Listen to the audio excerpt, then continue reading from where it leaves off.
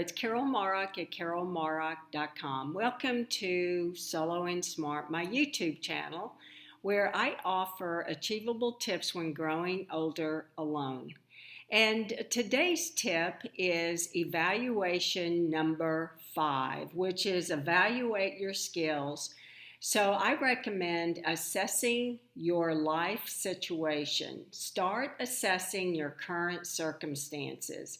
If you are aging alone, the best way to help yourself right now is to assess your attitude, your abilities, the community where you live, your social system, and the things that you like to do. So we started with several evaluation skills. The first is evaluate your mindset. And then we moved on to the larger community. Number 3 was evaluate your social connections. And number 4 was to evaluate your interest. And today's skill to evaluate is your skills.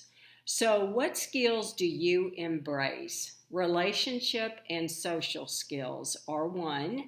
Listening, written and verbal communications, time management, budgeting, delegating, technical skills, cooking, car maintenance, organizing, and even negotiations.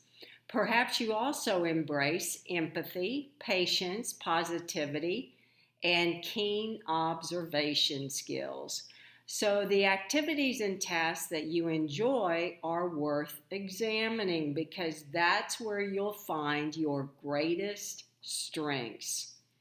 For example, you might really enjoy and have a great embrace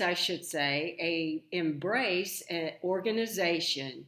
So if you do, throwing a potluck dinner or organizing a happy hour could be related to a talent for event planning.